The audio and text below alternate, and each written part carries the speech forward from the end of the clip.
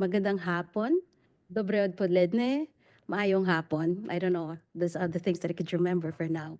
We set a high standard for moderator, but I'll try to live up to it. If not, I leave the rest to my panelists later. But first of all, I'd like to echo what Dr. Steigenberger mentioned.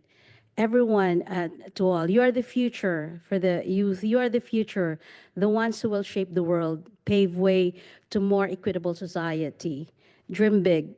Dreams are not enough. Take action. Connect.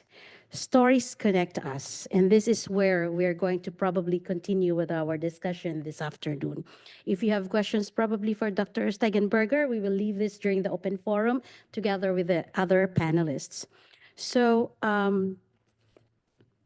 this part of the session is equally interesting and moving, as we are not just talking about research that is plain in academic exercise, in the words of um, uh, uh, Maria a while ago. It's actually beyond theories and papers. When we talk about research, it's the narratives that were shaped by reliable information. So this afternoon, while we are going to discuss in this session in our theme, Celebrating Research Excellence and Societal Impact, uh, presentations from our panelists, which are in their impactful endeavors that tackles global issues. We live in a time when climate crisis dominates our headlines, but how that crisis is reported can shape whether people feel empowered to act or be paralyzed by fear. Our first presenter will take on the challenge of understanding the psychology behind climate communication and solutions journalism, I believe, which I'm going to introduce later, and exploring how solutions journalism can influence motivation through hope, anxiety, and concern.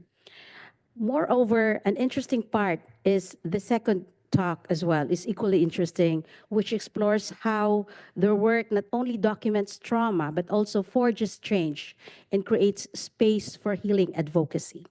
So without much further ado, I would like to introduce our panelists this afternoon, and they are going to give their lightning talk, their presentation, 3-minute presentation after this.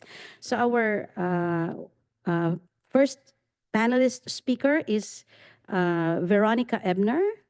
She is a PhD student at the Department of Communication at University of Vienna and is currently involved in the EU-funded project Climate Inequality, Democratic Action, the Force of Political Emotions, or CEDAPE. Vroni holds a joint degree in Erasmus Mundus Joint Master's Program in Journalism, Media and Globalization from Aarhus University in Denmark and the University of Amsterdam in the Netherlands. Without much further ado, so she can talk about her topic, I will give the floor to Veronica Ebner.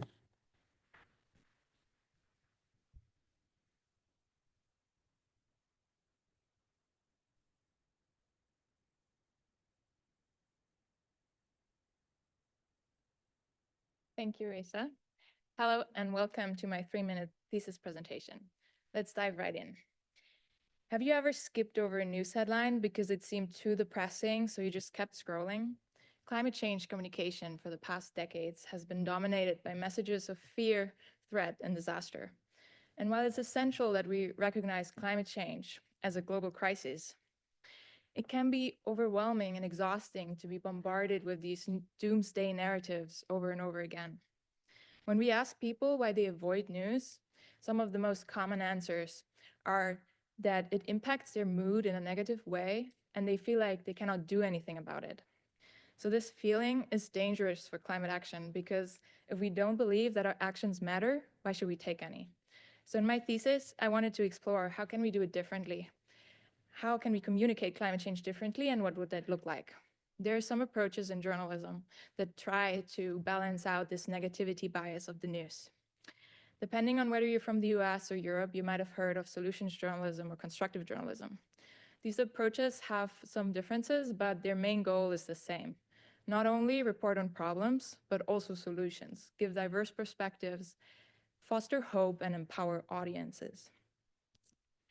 And the theory behind this is positive psychology, believing that if we have a more positive view of the world, fostering positive emotions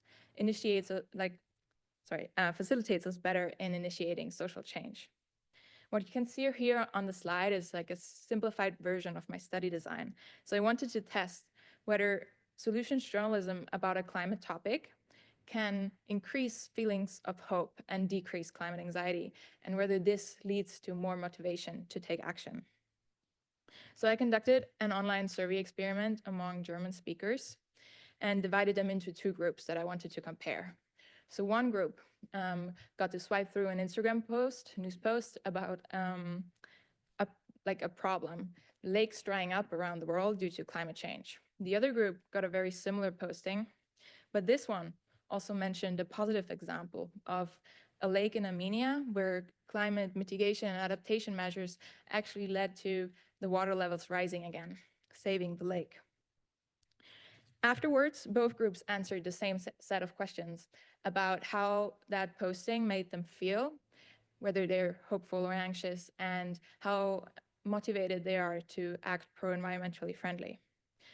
I cannot generalize my results, but what we can see from my sample is that the group that read the solutions journalism posting felt more hopeful and was therefore more motivated to take action.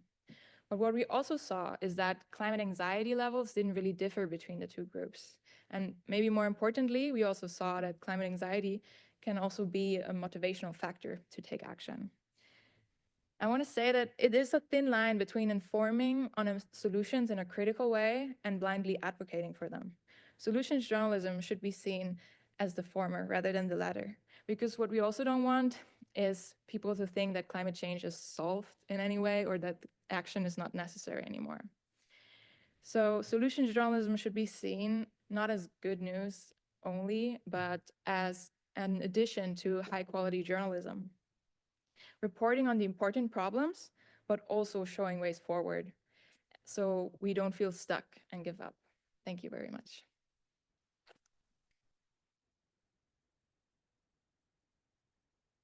Thank you very much, Ronnie. So we'll proceed to our next presenter. So today, we are honored to engage with multi-awarded filmmakers who have used the art of storytelling to shed light on one of the most pressing human rights crises of our time, which you've seen this morning and before we started our session this afternoon.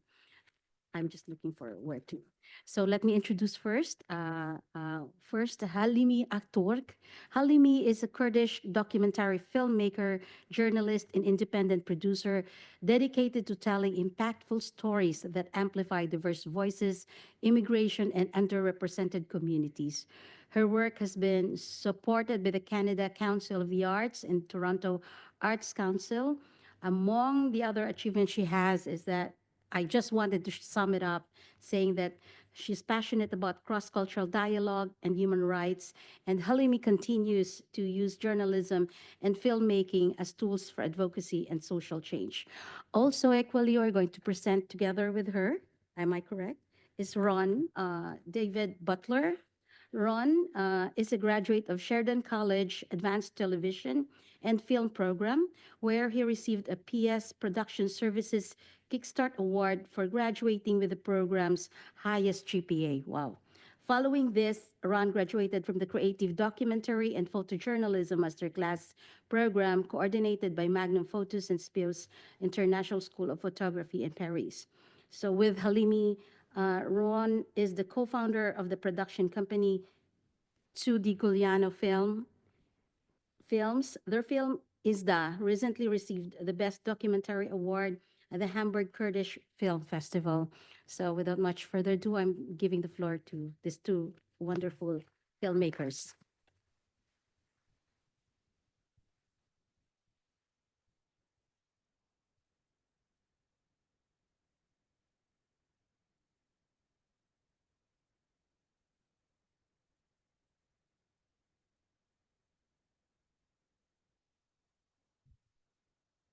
Hello. Wow, this is intimidating. Uh, okay, hi. So I am the Halime, the first one that Raisa just talked about it. Before diving to talking more about the film, I would love to know how many of you here ever heard about Yazidi community? Okay, yes, that's good. How many of you heard about the Kurdish people? Oh, that's amazing. Okay, thank you. And I'm assuming that you all saw the film. Yes, great. Okay, so I would love to start with talking about who are the Yazidi people, and then talk about how we came up with this idea and work on the production of it. So Yazidi peoples are ancient community and are religious minorities in Iraq and Syria. And in 2014, when ISIS attacked Syria and Iraq, they actually they faced genocide, and many of them were killed, and they were already a very small community, but so the number is around like thousands of people who were killed just because of their religion and because they did not want to leave their holy land. In 2016, when I moved to Canada, I was before that I was a journalist who was working on stories about the women, minorities, religious group, Kurdish people, elections, and so on in Turkey. And in 2014, I was in the border covering news and broadcasting about the war in Syria. And that was the time when I met the Yazidi people. And in 2016, when I moved to Canada, I heard about so many Yazidi women were helped to come to Canada by sponsors and the Canadian government. So being familiar with the issue, I wanted to talk more about it. And now that I was already a TV journalist, I wanted to focus on the documentary filmmaking and talk about the women in a different country and trying to survive with her three children. And Besime is one of those women, although our story is around this one person, but it's actually story of all the Yazidi women who were brought to Canada. So I met Besime during that time. She did not want to talk about her story. She was still afraid of ISIS, although she was miles and miles away from Syria. But after a long time of talk meetings and getting in touch, she wanted to talk about her story, and that's why we don't see her face, but more of her voice. And with the animation side, we try to be more creative, and we brought that side of it. So I don't have much time. I hear today about teamwork, collaboration, inspiration, being brave, going out and talking, and all these things. And I do relate to that, and I do highlight the same words. And I think we all should start from what passion we have and motivation we have, and whatever is the subject that you are interested in, and just try to make that change through your work. Thank you.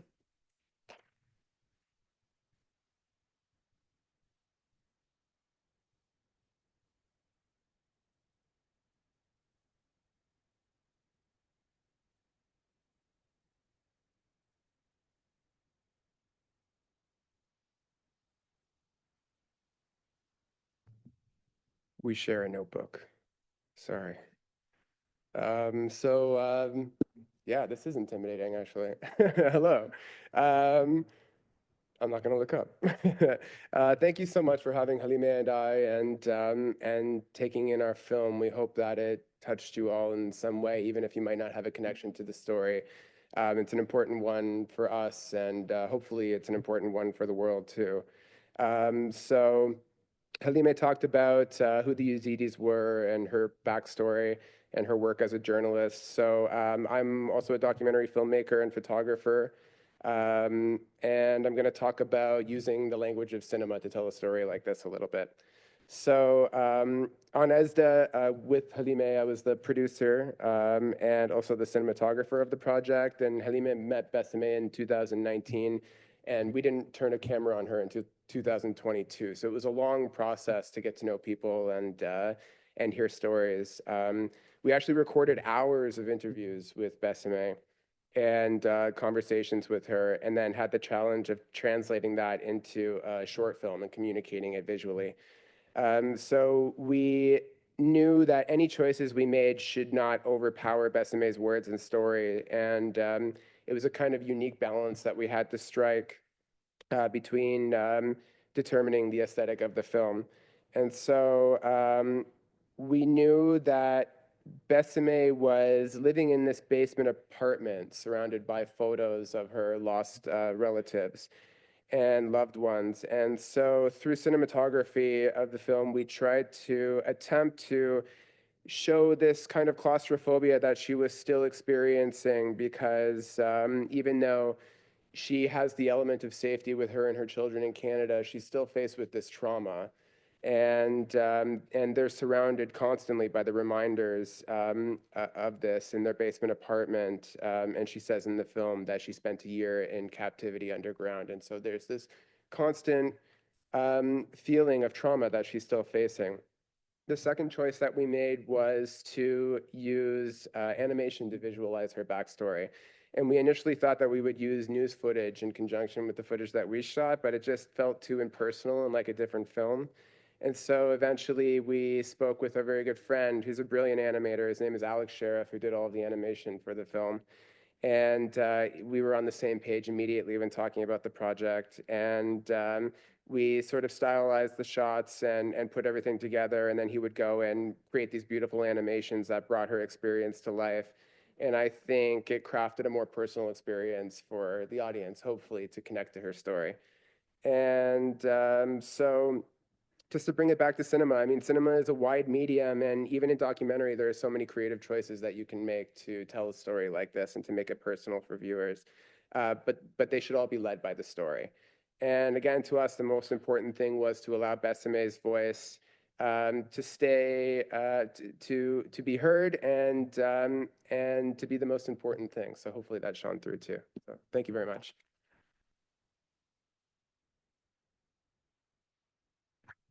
Thank you so much, Ron, for wrapping it up. I hope we had more time. I was just sharing to Halime a while ago that like too many stories, too little time.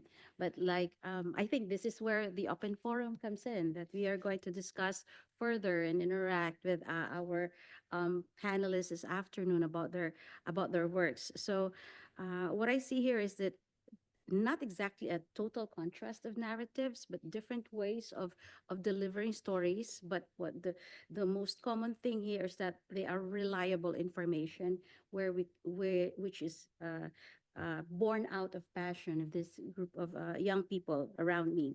So if you have any question, I'd give the floor, because I know I should not be using more time because you have more interesting things to say.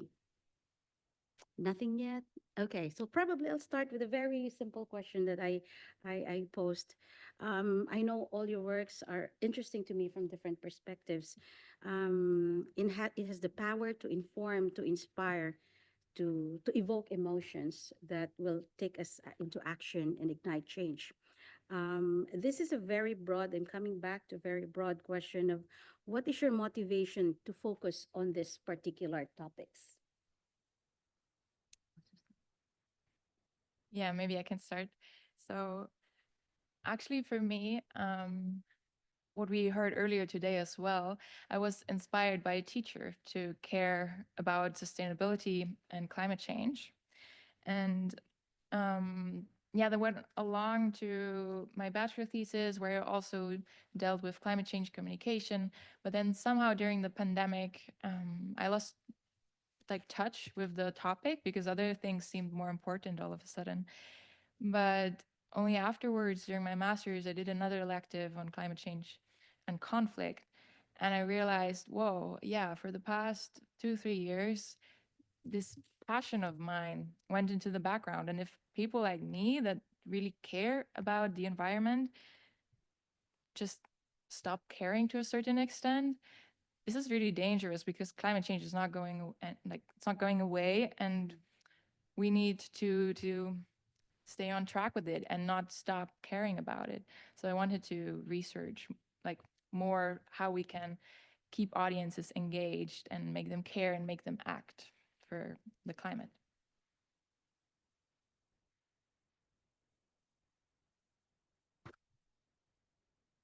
Okay, so I think for yeah, for filmmaking, yeah, it's I think the motivation is all about your experiences. That's the way I see it. I think if you even, I mean, even if you don't have the experience, but I think when you have the experience, it's kind of make it easier for you to, strengthen that motivation and go for the, things that you want to do it. And I think with our short documentary, the motivation for me was to be a Kurdish as well, and be a woman and be a journalist in 2014 who covered the war and heard about these stories a lot and made 2 minutes of videos about them. And these were all some of the reason later on in when I moved to Canada came, again, I was there and kind of thinking about the same thing and hearing about these women coming to Canada and being far, far away and sharing the same space with these people. And I thought that was in a way kind of, my motivation there,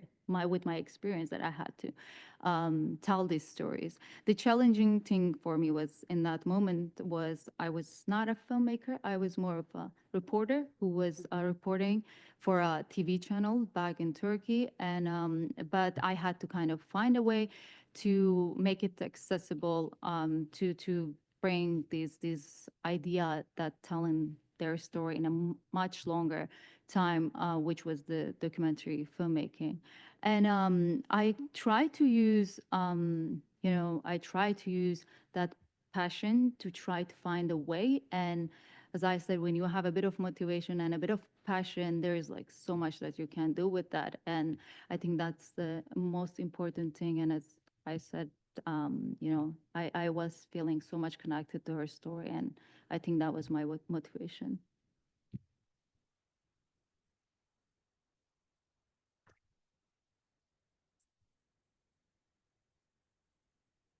I mean, really quickly for me, it was her story as well. I wanted to do everything I could to help tell her story and support Halime's vision for the film, and she is the director. And also the fact that it's still an ongoing story. I mean, this is a story that's not ended. There are still tens of thousands of displaced Yazidis. There's still thousands of people who are missing, mostly women and children. And 2024, last year, was the 10-year anniversary of the genocide. It's a pivotal anniversary, and we want to do everything we can to try and keep a conversation going about this topic. Thanks, Ron, and thanks, Ronnie and Halimi. It's really an interesting story, like the motivation behind how you get to connect with your topics. What I was seeing is that I'll put back first for Halimi and Ron, the idea that like for me personally, I'm Asian, working in Europe. Um, the the the the narratives of Yazidis are not really that close to me, or I haven't heard much of it, not until I started researching a bit when when your film was introduced to me. But I was seeing like the part, the groundwork. This is not actually just for Ron and Alimi, it's also for Ronnie. Like the challenges behind how you picked up these topics and how were you able to face the challenges translating these narratives into something that is relatable and actionable for a wider audience. So what were those challenges you faced along the way creating this film and developing your research? Okay, that's a great question. And I think challenge is a really important part of documentary filmmaking or film industry. There are just other than stories, there are just so many other aspects that you have to deal with it. The idea, the development, the production, post-production, distribution. These are all some of the things that you have to deal to actually bring, although it was like 14 minutes, video too many. It took us like 10 years with starting from idea all the way to until we completed and sent it to festivals. So to just be fair to this story and the survivor of the genocide, and it's a very sensitive and important subject as well. And these are the other side of that. But I briefly mentioned when I was talking about the story, it is, although it's a Bismuth story, this one Yazidi woman genocide survivor story, it's actually, you could apply this to like so many other women who are around the world that are living in the conflicted area, in the war zones. This could be Afghanistan, this could be Palestine, this could be Ukraine, this could be Syria, it could be anywhere in the world that, that the war or these instabilities are happening. And women are unfortunately the first target that are being targeted by these groups. And that's why her story is kind of, in a way, a story of all the other women who are the war survivors or genocide or massacre survivors. And for the challenge, as I said, it's a whole. There's so much to talk about that, but I think when I started working on this story, I was new in Canada too, so I didn't have that much of networking connections, and I was, this journalist with this bold idea to try to make this film. And I had my reasons, and I tried my best to find those connections. And you meet one person and they introduce to other one and the other one, and that's how I met so many people who were in the film world and who were interested. And when we actually filmed this, start to film it in 2021, it was right, COVID was like kind of going away and all. And we started with zero budget. We were not supported financially. And we believed in the story, and we just said we are going to go there with the camera after so many meetings. I was in contact with her for like 2 years. And finally, she said that she's gonna, tell her story on camera.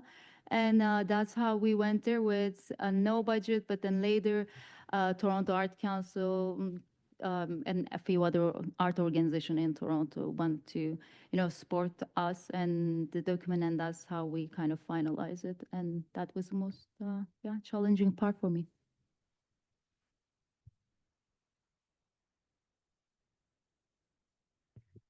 Okay, this is a very big jump.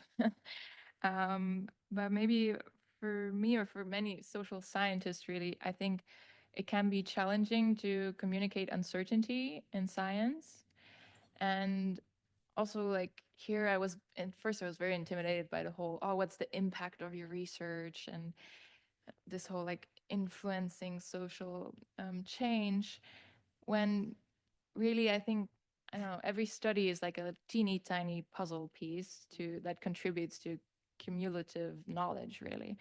So yeah, as researchers, we often don't want to overstate our results, but yeah, it's a challenge. But I tried my best today to communicate the trends we see, because as social scientists we want to understand the world better and help it understand itself a bit better, so we can move forward and change. And this is, yeah, very interesting in journalism, I think, that because many journalists see this as a great thing, solutions journalism, but yeah, we have to distinguish and be careful not to portray a wrong image, but also only reporting on the negative, I think, also portrays a wrong image, because the world isn't all filled with problems.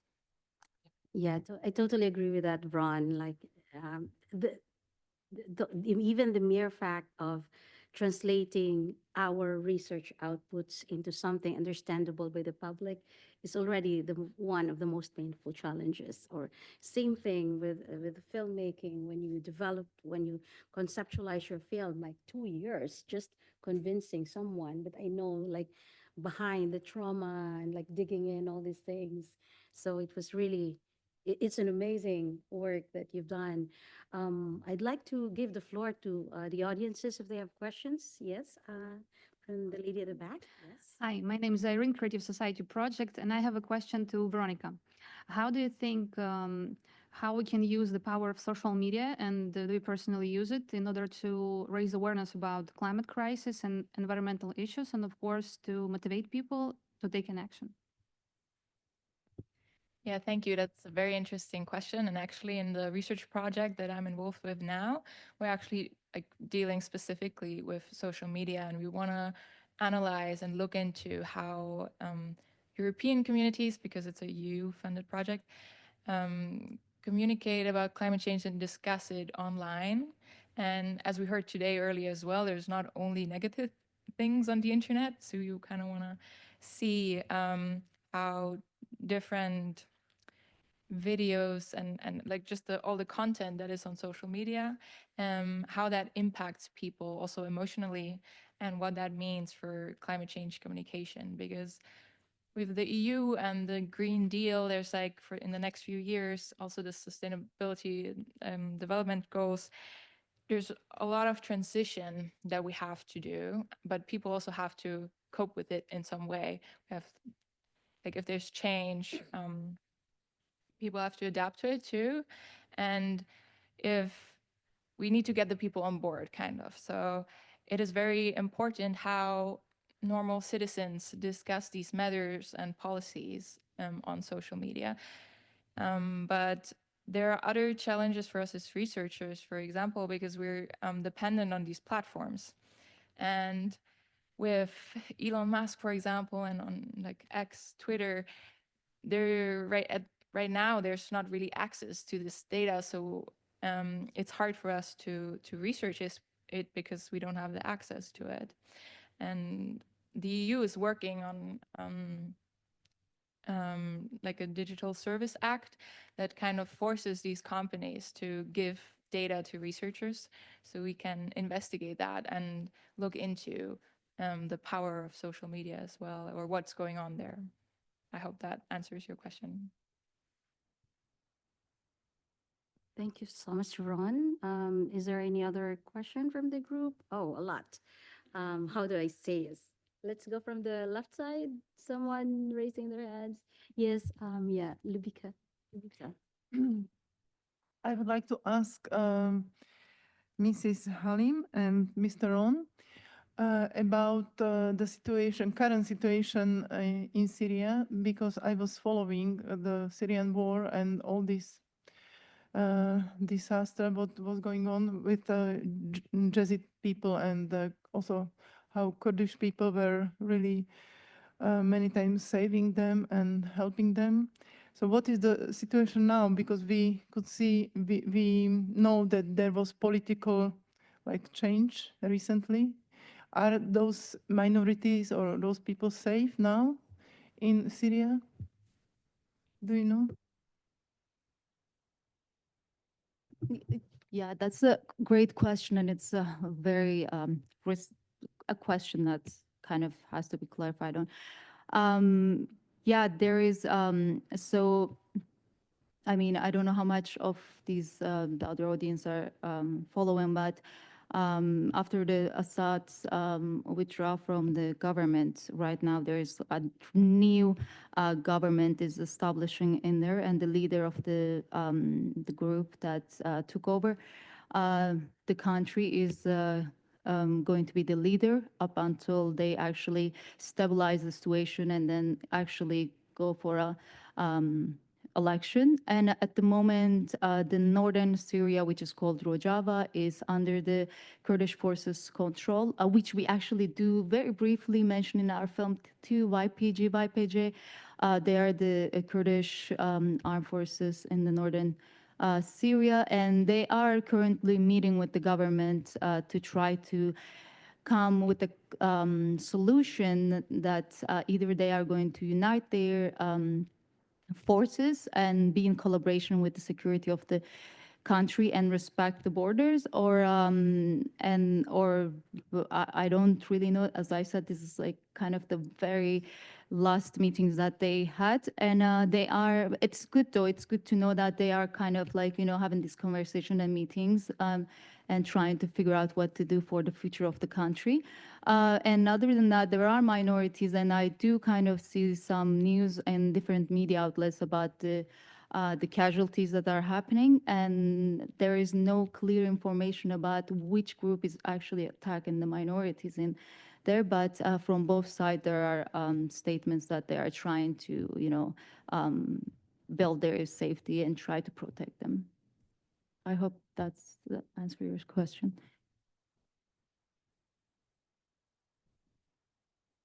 So I think there's still so many discussions to follow on with this very important topics and global issue. I'll just move to the side if there's a question before I go to the center. Okay, so probably go to center first. Okay. Yes, please. So, when it comes to storytelling of sensitive yet compelling narratives, so as journalists, how do you approach interviewing subjects, especially those who may be reluctant to speak?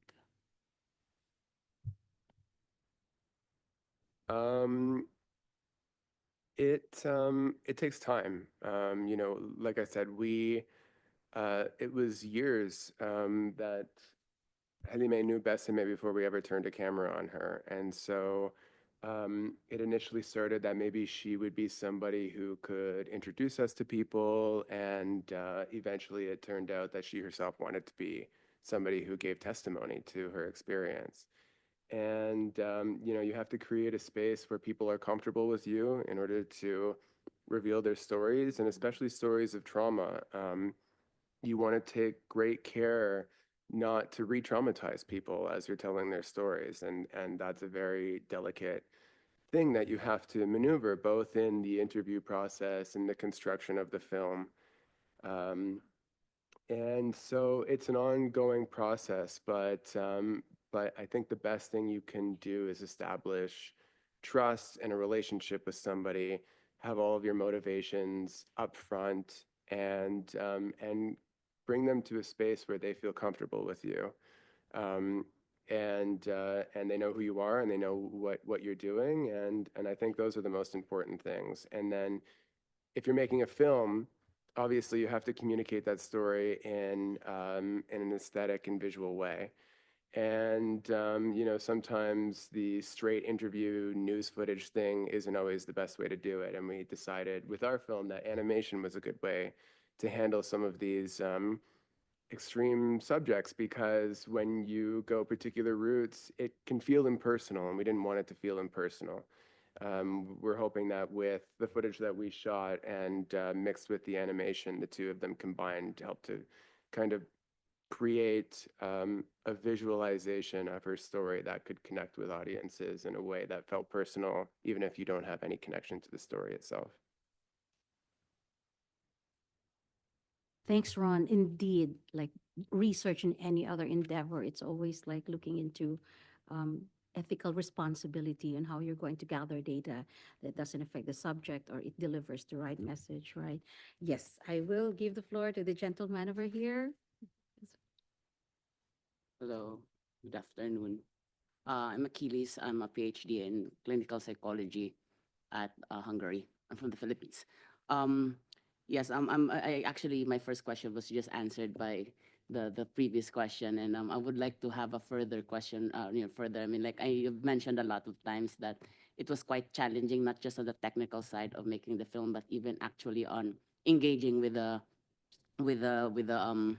actor of herself, right? And I would just like to ask whether was there any other like post activity that was conducted between you as the filmmakers and as well as on the side, because I'm actually asking this because as a therapist, I'm a psychologist in the Philippines.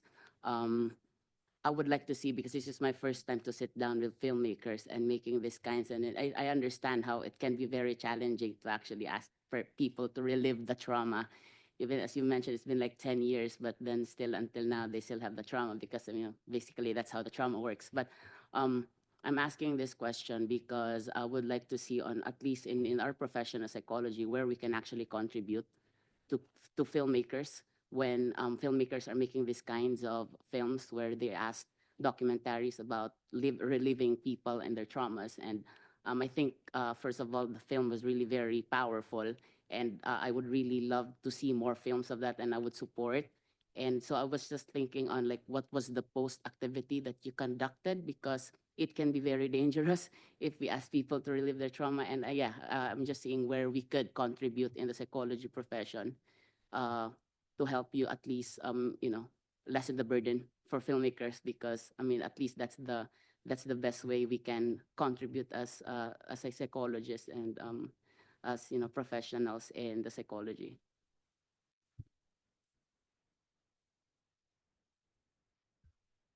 Well, thank you. That means a lot. Yeah, I mean, it's um, it's tough. It's tricky, Like when we had a cut of the film at one point, we did show it to Besame, and we were a little worried. We were worried about what she was going to say about it, and we were so happy to know that she was really happy with it. When we speak with her, all she wants is that people know these stories. And I think that's the most important thing. And she's one of the bravest people that we know. It's like I said, it's incredibly tough to have to relive these things through storytelling. But she realizes that more people should know these stories, and her story is so representative of so many Yazidi women who face the same thing. And there are many survivors, and there are still many displaced people. And she now has this element of safety in Canada, but there's still a massive trauma that they're dealing with. And so one of the things that we hope to include in the conversation is trauma support for survivors as well, because it's really necessary that it's not just a home that they have, but a way of dealing with the pain that carries with them every day. Thank you. I would really love to, I love the answer that the trauma support is part of the process of not just after the film. Like during the film, but even after the film. That would be very helpful. Not just, that would be very helpful to the people engaged in the activity. And I think this is the beauty of our different fields to connect with each other. Like Ron and Helemi are developing the film, and like, what can we do for debriefing, for orientation? What are the roles of clinical psychologists? What are the roles of social scientists and researchers who are dealing with related topics? And knowing this could be the start of our conversation, I believe. Before I proceed with the other two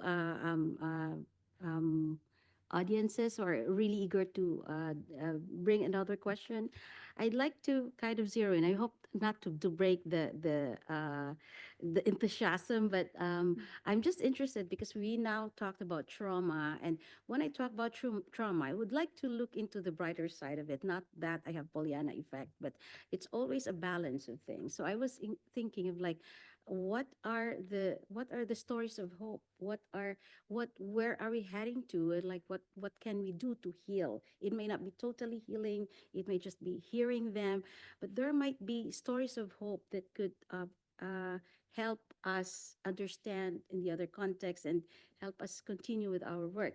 And I know that like this is not so related, but I know that like you've touched the motivation, which is hope in your topic, Ronnie. Can you discuss further shifting to stories of hope about your study? If we're trying to relate to the documentary, I feel like that there's also hope in the film, because it's a really strong and moving example, but we also see that she didn't give up That's true.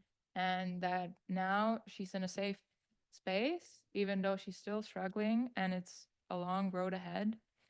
But I still think that your movie is very, very constructive, because also that's what I wanted to stress earlier, that solutions journalism, it sounds so nice, but it doesn't always mean that we just talk about the good things and that we have solutions to everything.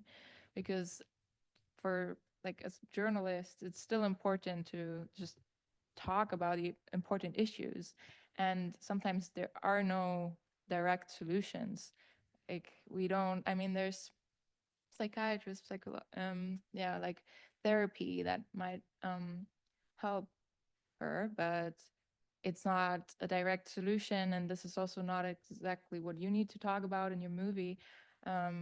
But just tell her story, and I think that is very, very important and so moving, and makes us reflect on our own lives maybe, and that um, especially in Europe, where there's so much discussion about migration, and that's seen as a threat, and many people complain how bad they think their lives are. But for me personally, if I see movies like that, I just feel so privileged of growing up in Austria, not having to make these experiences, and also responsible in a way to not fall for this like right-wing populism that tells us migration is the biggest issue that we have. But we see that these people, they don't come here to take anything away from us. They're refugees and they're just fighting for their lives. So yeah, I think there's hope. There's hope. Yeah, yeah. So I just try to kind of balance and looking into different perspectives and how we can go about this topic, seeing different brilliant minds around here. But yeah, just to move further, I still have a few minutes, 15 minutes to be exact. So I give the floor to this young lady there. Yeah, hello. Good afternoon, everyone. I'm Nika. I'm currently studying Masters in Environmental Science and Policy. Um, I would like to ask a question to Veronica. First of all, thank you for sharing your research. It's very interesting.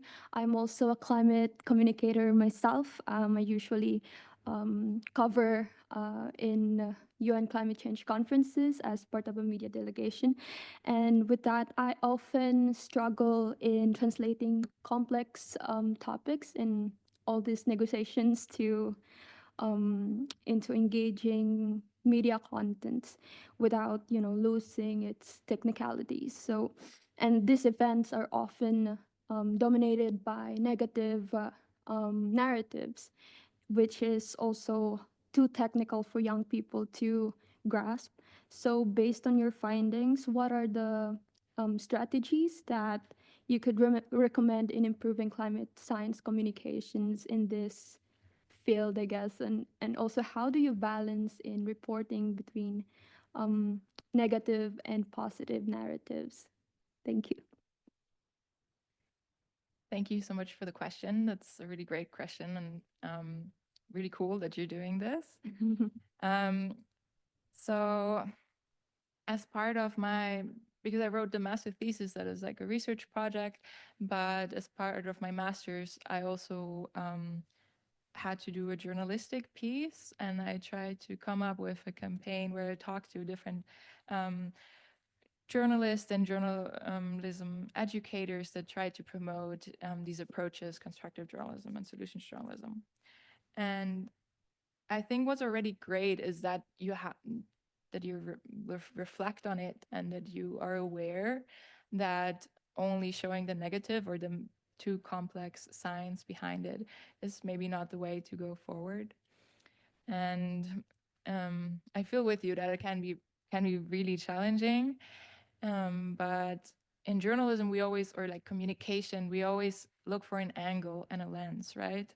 So just being aware and to search for this angle, like what is there that people understand that affects their everyday life, maybe break it down to a local level, or just give examples, things that people can relate to, and try to focus on in the way you look for sources or who you give a voice to, look for constructive things because I think there's maybe not always, but or maybe there's like a time and a place for things. So with disaster communication, for example, the first few articles that come out are gonna just be about the event.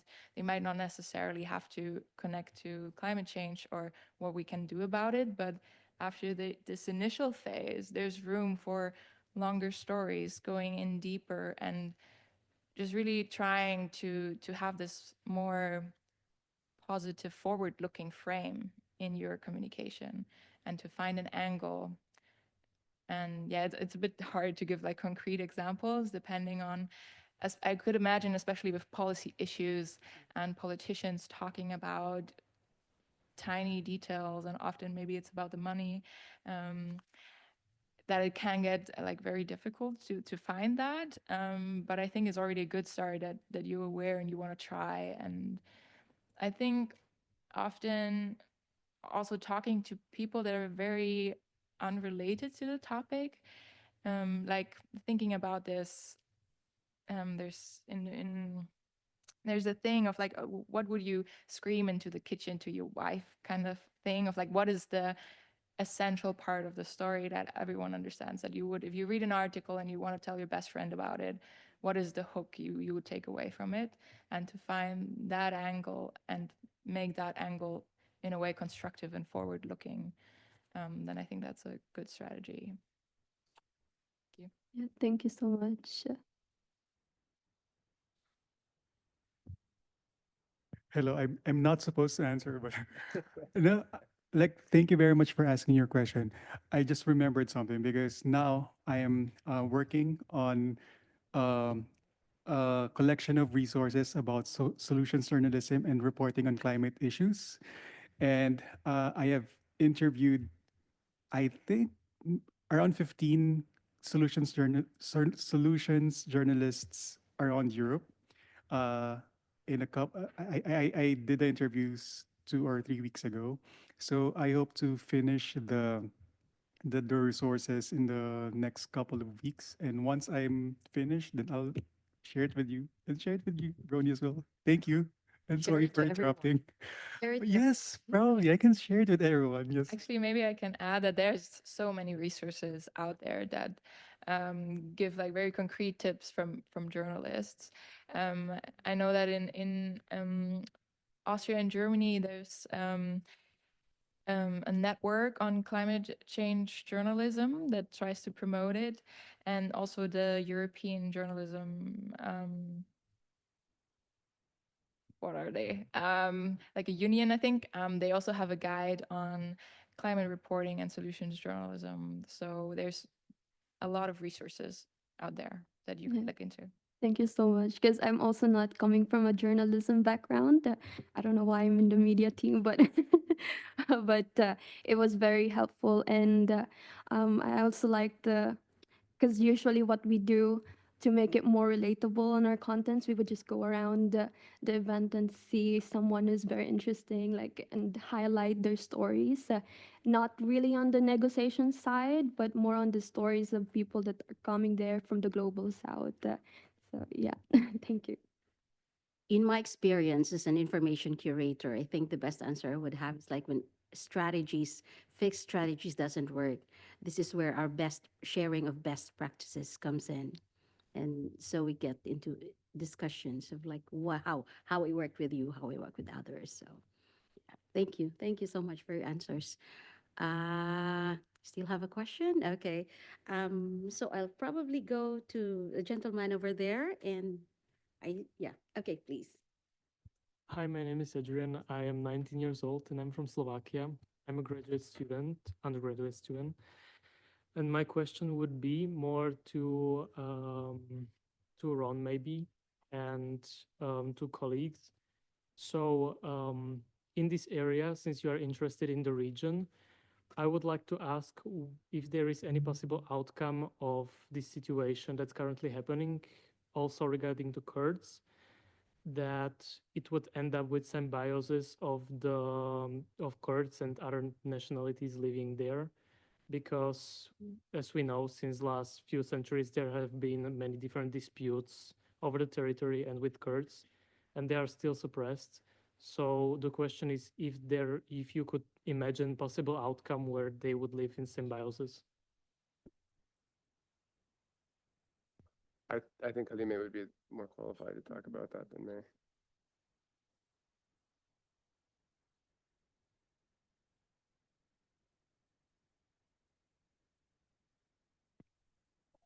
While they're talking, I think I would just say it's a very fragile thing that's happening right now, especially in Syria at the moment. And so things are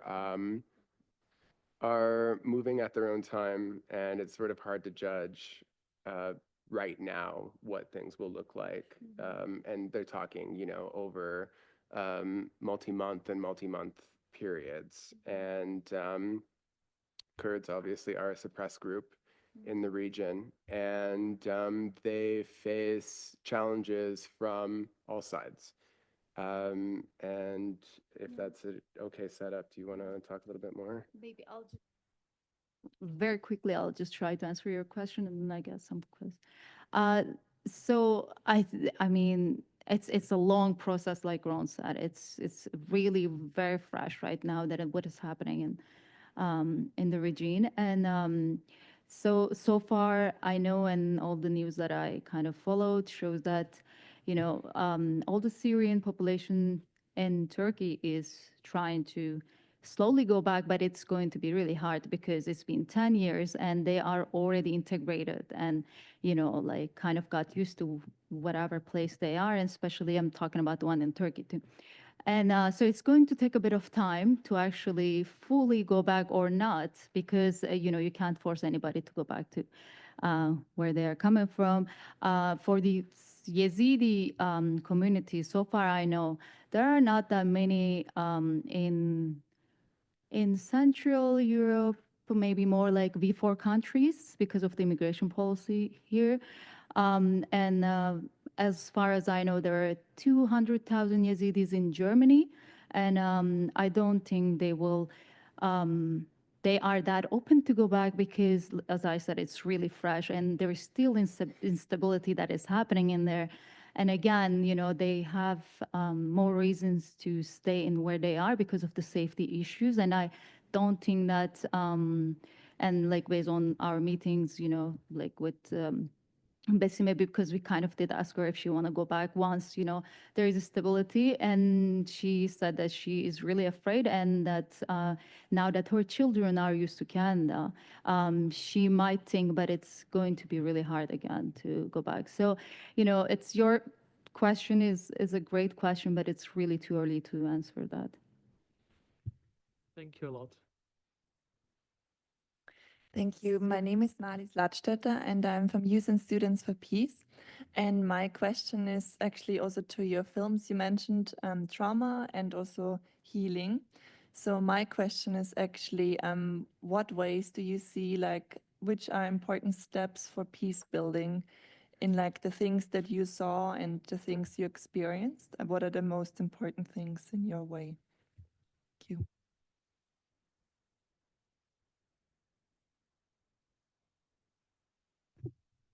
Yeah, that's, I mean, as a Kurdish and working on Kurdish issue, I think that's what we have been asking and talking about for so long too, and the war and the conflict in the region. And through our film, I think what we are trying to say to kind of, it's more than the numbers. And the conflict has been going for so long in the region. And all we talk about is war and conflict and the number of deaths and, immigrants. And what we are kind of in a way also trying to tell is that, it's more than that. It's not all of the numbers. These are, Besima lives in Canada, but she's a Canadian's neighbor, right? So it's not only about them, it's also about you. They're your neighbors. You live with them. You want to know them more to have these, more of a safe environment for yourself too, because that's when you don't know about something, you are the most afraid about that thing, right? So it's kind of in a way, that's why we also like think that it does in a way contribute to peace.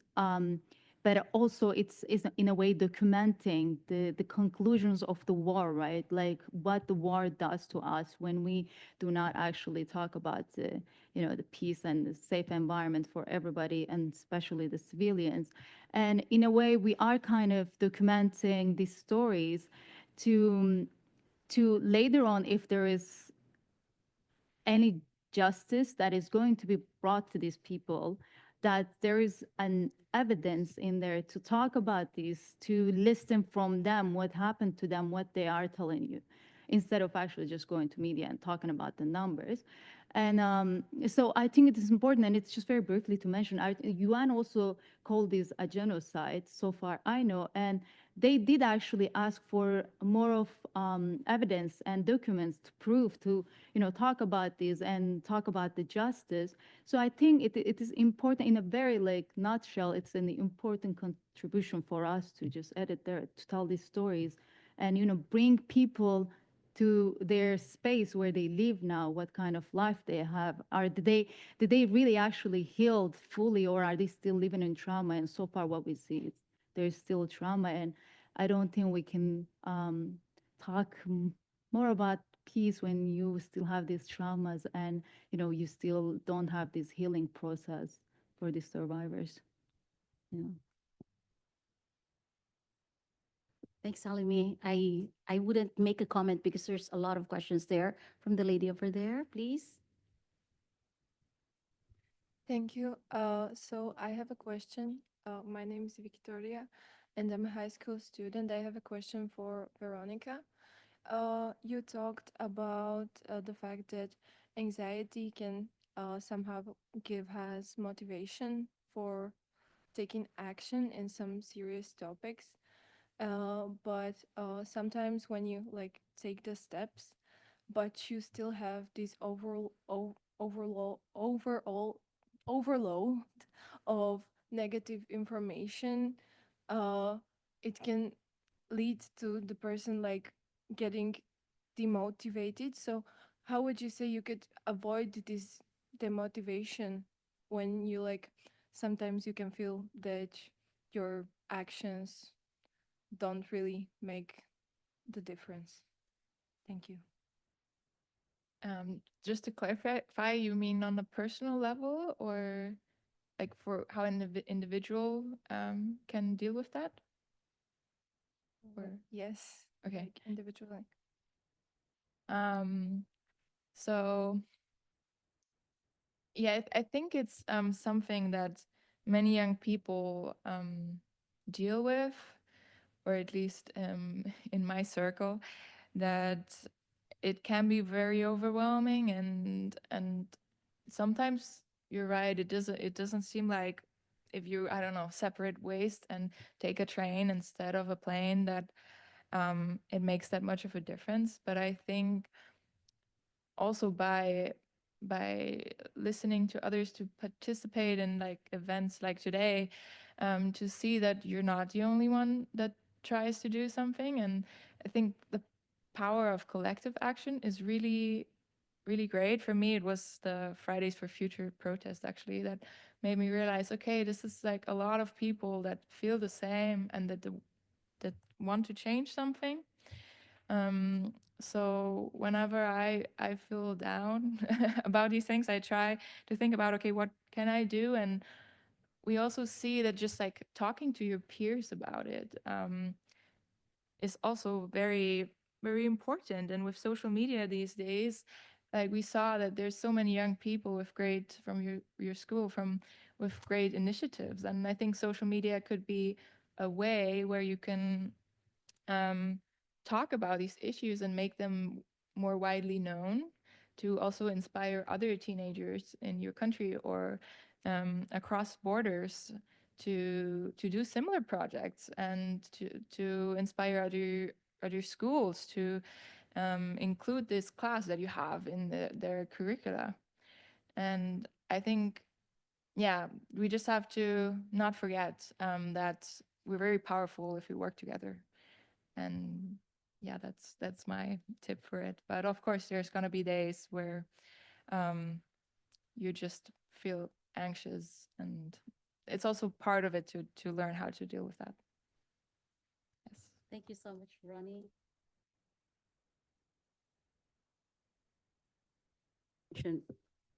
Echoing what Dr. Abaya mentioned this morning about purpose-driven life, finding where you can help and finding your purpose, even in just engaging in social media conversations in a constructive way or in a way that can partake actions. That's really something interesting. Yes, I have 1 minute left, so I leave one more person at the back to answer the question. The lady from in brown. Yes, please. Yeah, hello, good afternoon. My name is Cecilia, and my question is, we only rely or we only read informations from newspaper and media, but how can we distinguish the fake news and the real one? For us, we really cannot, like we are baby boomers, and we cannot really distinguish which one from the social media is a fake news and the real one. And why should there be like this kind of news that are misleading us? I think I could be one person who can answer the question. Well, anyway, that's a very tricky question because like that's actually our battle. That is what Dr. Heidi Segenberger was mentioning a while ago about digital literacy. We are just talking about literacy, but like to answer your question and like how are we going to determine that the information is reliable? I'll take it from my librarian perspective. To answer, we use the theory called CRAP, C for currency, R for reliability, A for authority, and B for purpose.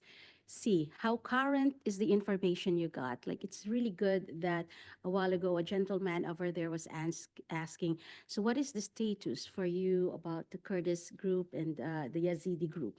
That's currency because like what might happen a year ago is not recent, which we need to refresh. And that's where we need to go to a website. But when we say website or information, it should be a reliable information. It should be where you're going to look at. You need to know what are reliable web sources, which are propaganda, which are the right sources. And that's where we come in as a librarian and as a researcher, that we do promote digital literacy, information literacy, and AI literacy to detect, because it's really very difficult. It's there with the deluge of information. It's not easy to find out, but you need to practice. We need to have this conversation, and it's actually a huge job in research to identify what works and what's not. I'm just in reliability, authority. So you need to look into, are the people talking about a particular topic on what could it be? Climate change. Are they actually having a side they are looking into, or what are their motivations? Are they authoritative? Are they scientists? Are they influencers? Because a lot of times right now, influencers g- gain more access to people and affect their the opinions of other people, or shape the opinions and the narratives. And so look for the authority. That's where we come in. Like us researchers, we do painstakingly think of how reliable are our information, how did we validate our information. We go through the process, and that's where we come in. That like, aside from the news, look deeper. What are the scientific studies that were made out of it? Just to cut the story, the last one, P, purpose. What is the purpose of this person writing the story? Is he related to the subject, or is he related to one side, why he's presenting this topic or this subject? So for me, it's an ongoing discussion. It's an ongoing literacy, and with the emerging technology, with the digital transformation, whether I'm Gen X. So I also keep on learning, and these are the people around me who are talking about like what they did, which are for me like reliability tested or validated. And I don't have an accurate answer, but all I know is like look into the currency, look into the reliability, the authority, and the purpose of every information that you find online. So I hope I answered the question. There's so many discussions here that are amazing, and I know that like you wanted to talk about everything, but like they said, I need to wrap up, so I need to follow my bosses here in front. So they've been otherwise they'll be hunting me. So, but well, anyway. So just in closing, thank you so much to my panelists. Very interesting discussion. It made me sweat. It made me anxious because this is not a topic I would be able to do. But like, I've seen the importance of your work. Today, I've seen how you, through film, journalism, you shape narratives and challenge perceptions. How you can inspire action from amplifying the voices of survivors to redefining how we communicate the climate crisis. You remind us that research and your endeavors is not just about describing a phenomenon or looking into a sweeping demographic or a technical term. It's about touching lives. It's about addressing important issues. And I think this wraps up the whole topic of Youth Change Makers Forum. And I'm really happy that the change makers, our time and the youth today are gathered together for a very interesting discussion. Let's continue to celebrate curiosity, push boundaries, and ensure that the knowledge we create doesn't just sit on shelves, but it should move minds, policies, and communities forward. Thank you, presenters. Thank you for the audience who participated and everyone who listened, and to all of you for being part of this conversation on our stories of societal value and global impact. Thank you so much.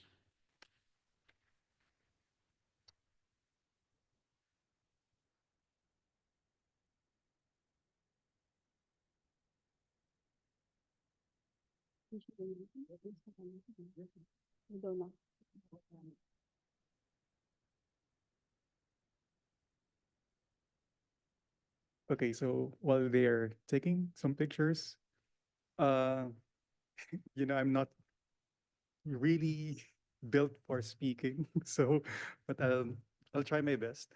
So, uh, good afternoon, everyone. It must have been a long and winding yet fulfilling day for all of you. On behalf of the organizers, donors, sponsors, and partners of the Youth Change Makers Forum, thank you very much.